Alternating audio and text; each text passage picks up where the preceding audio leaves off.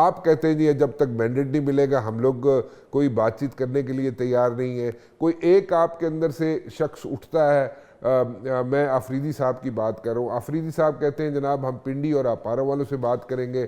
اب لیٹلی تو کوئی کسی سے بھی بات کرنے کے لیے تیار نہیں ہے. So where do we go from here, کہاں جائیں ہم لوگ؟ ولا تقنطوا من رحمت اللہ. آپ یو ڈونٹ لوز ہوپ. آپ اللہ سے نا امید نہیں ہوتے.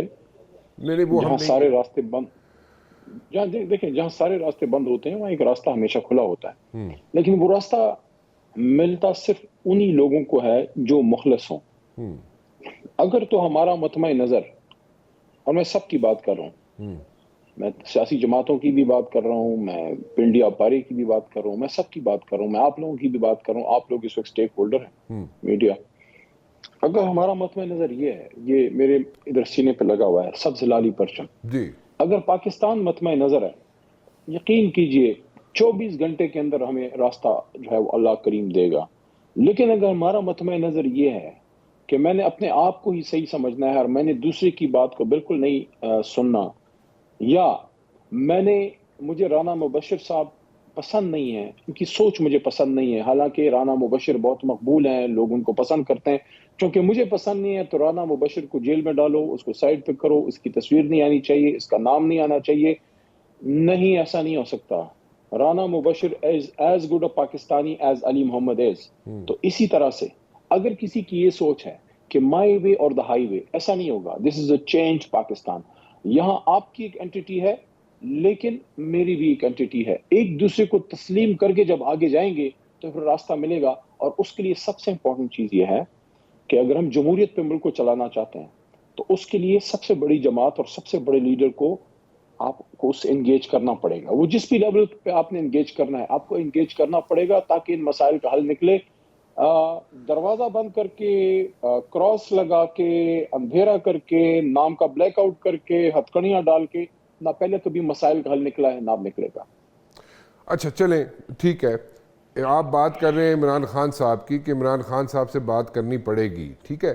سو عمران خان صاحب سے اگر بات کرنی پڑے گی تو عمران خان صاحب سے ابھی تو بات کرنے کے لیے ایز سچ کوئی تیار نہیں ہے, یا اگر کوئی ایسی کوئی چیز ان دا آفنگ ہے, کچھ چیزیں اگر پائپ لائن میں ہیں بھی تو فی الحال سوال رکھ سکتا ہوں؟ جی جی please please. Just for food of thought, کہ کیا 25 کروڑ عوام یا 23 یا پتہ نہیں جتنے بھی کروڑ ہیں, لیکن کافی سارے ہیں, ہم آپ اور میں اور ہمارے جو بڑی فیملی ہے پاکستانی جس کو کہتے ہیں, کیا 25 کروڑ سٹیک ہولڈر ہے؟ مجھے چھوٹا سا جواب دیجئے, پھر میں اپنی, اگر نہیں ہے تو پھر آپ اپنا سوال جی کیجئے. بالکل ہے جی, اس میں کوئی شک نہیں ہے, there is no argument about it.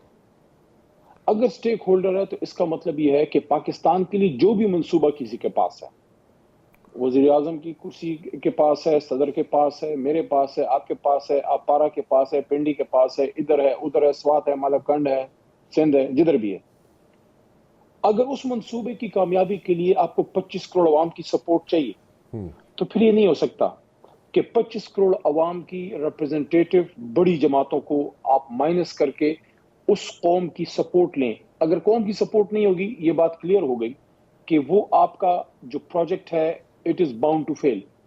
جس بھی جماعت کے پاس مینڈیٹ ہے, میں تو ایک جمہوری آدمی ہوں, میں ایک سیاسی ورکر ہوں, ایک ایسے خاندان سے میرا تعلق ہے جس کے جد امجد یا میرے دادا نے پاکستان بنانے میں ایک سیاسی کردار, ایک کارکن کے طور پہ علی گڑھ تحریک سے تعلق ہے ہمارا.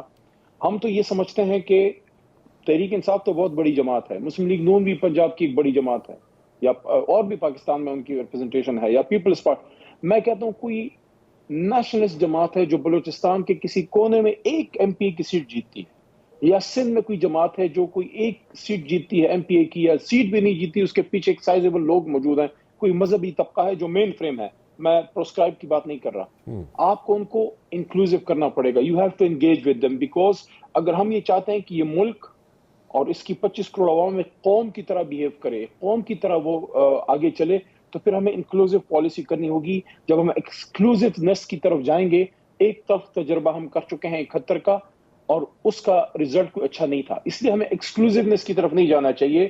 اگر ہم یہ سمجھتے ہیں کہ پاکستان کو ہم نے مضبوط کرنا ہے تو ہم سب کو اس کے حل کے لیے ڈی ایسکیلیٹ کرنا پڑے گا, ایک سٹیپ سب کو پیچھے ہٹنا پڑے گا, اور اس کے لیے سب سے بڑی تکلیف جس نے ابھی گزاری ہے اور گزار رہا ہے وہ عمران خان, تحریک انصاف کے لیڈر, ہمارے سابق وزیر اعظم.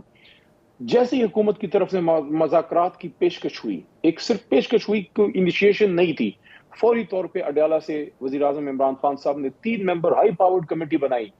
اب اس کے بعد یہ کمیٹی حکومت کے گھر نہیں جا سکتی کہ ہم سے انگیج کرو, آپ نے کرنا ہے, آپ حکومت ہے, آپ سمجھتے ہیں کہ آپ کو عوام کی سپورٹ اور تائید چاہیے, آپ سمجھتے ہیں کہ پاکستان کے سسٹم کو آپ نے تمام جماعتوں سے انگیج کر کے چلانا ہے, تو انہوں نے کمیٹی بنا دی, آپ جا کے انگیج کریں. نہیں کرنا ہے انگیج تو سسٹم تو بالکل رقص تو ہے ہی, اسی طرح بالکل کھڑا ہے اپنی جگہ.